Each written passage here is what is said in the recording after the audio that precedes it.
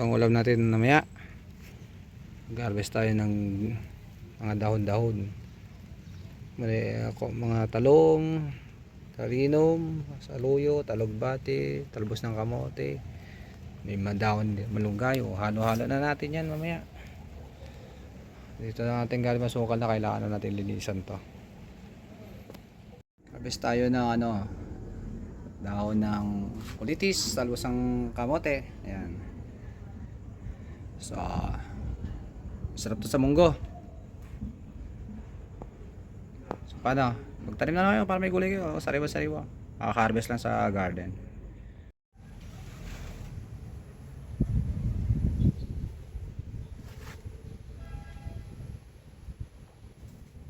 Mag-harvest tayo ng saluyot. Diyan sa garden. Oh. So, yung sariwa. Green na green, no? Yun, no? Yun. Saluyot. Ito na yung malago nating mga talong. Ito, actually ito ay nasa gulong yan. Gulong. Nasa gulong din yan. Tsaka ito. Para safe sa baha. Kaya yan, buhay na buhay. Ito naman yung mga nasa flat. Yung mga buong na sila. Safe pa rin naman. Buti nga na nakasurvive sila. Yun o.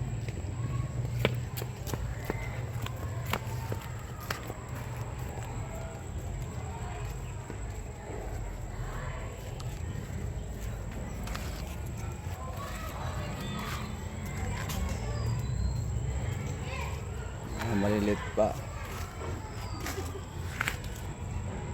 Malilit pa to. Pero pwede na rin yung gusto mo. Yan, ito yung ating okra.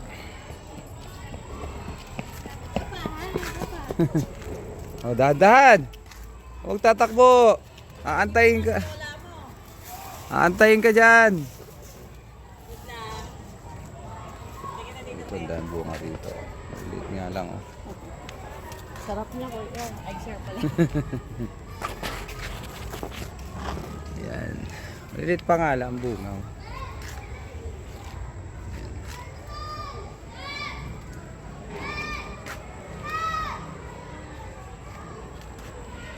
Sangplat yan, no? Sangplat. Puro okra.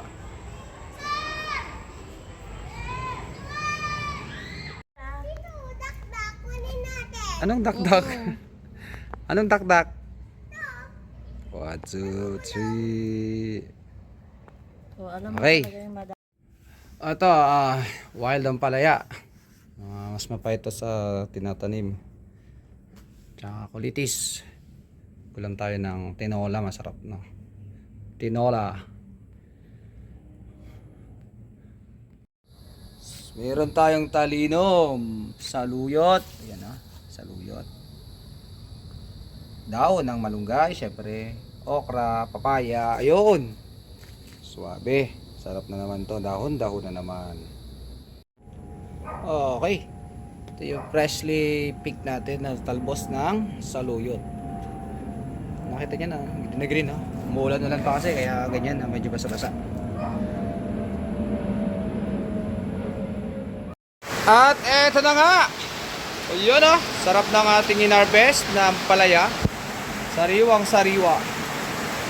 Sarap isahog sa munggo. May sahog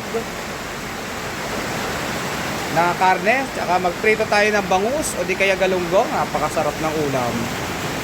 Ayan, nakita nyo naman, umuulan na sama ng panahon, umuulan na dito tayo sa garden. Ayan umuulan.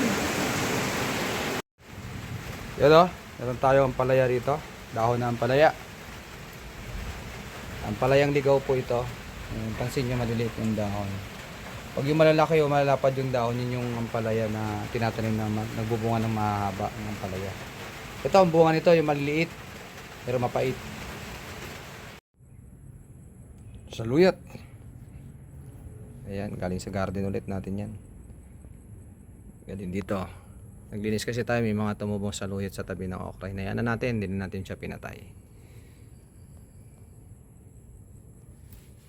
Pagkatapos natin maglinis sa garden, ito yung ating na harvest.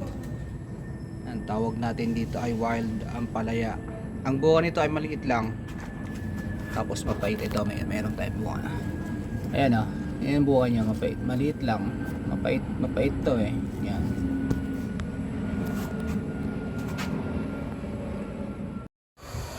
Magandang araw, tayo mag-harvest ng ano. Harvest tayo ngayon ng kangkong. Javier, uwi na? Uwi na? So ganito lang ang pag-harvest natin.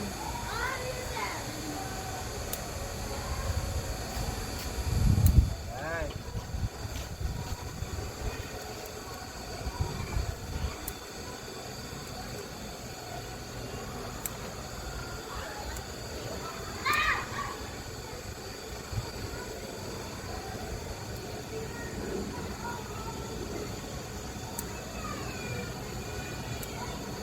Dapat kaninang umaga mag-harvest kaso sabi ni mama, ngayon na lang para fresh.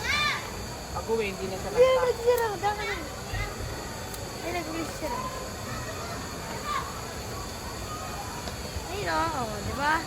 Sipag ng aking teacher eh, oh. Ayan ha. Sipag. Hey,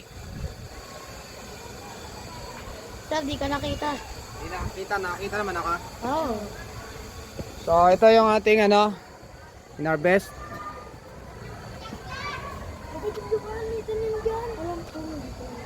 Ayan.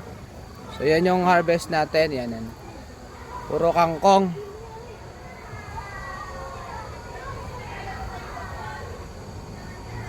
Yan. So yan yung in-harvest natin. Harvest pa tayo. Okay. Magandang umaga. At tingnan nyo naman, ang bunga ng ating mga talong ay nagtatago. Ayan, magaling silang magtago. Ayan. Dalawa sila eh. Yung isa. So, i-harvest na natin siya. Ayan. Nagtatago ang ating mga talong. So, nakadalawa na tayo. Ano? Ito pa. Puro green. Green tong mga ibang variety natin.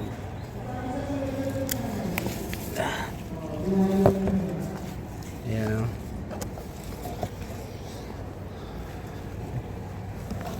So, maganda rin pala pag makapal ang dahon. Nakakapagtago siya. Ayan o. Hindi siya agad nakikita. Ayan o. So, yan ha. Kapat tayo kaagad, ano? Yan. Ito pa yung isa naman, violet naman to, ano?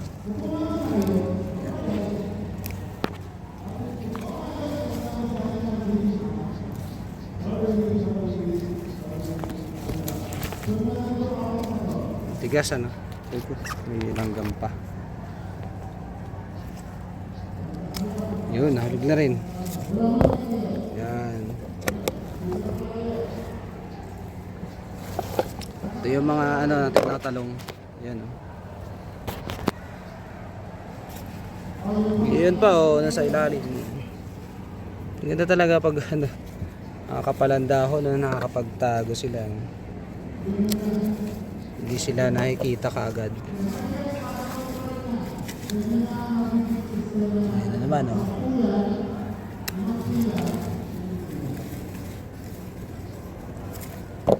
Yun o. Yun naman. Tatago lang yung ating mga ano, talong. Ayun. Ayan. Ang laki nito o. Oo. Ayan, picture natin. Ang laki nito o.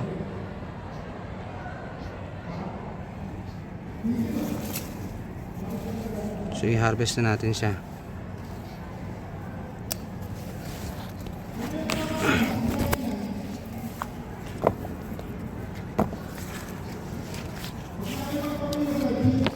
Pa, yan o.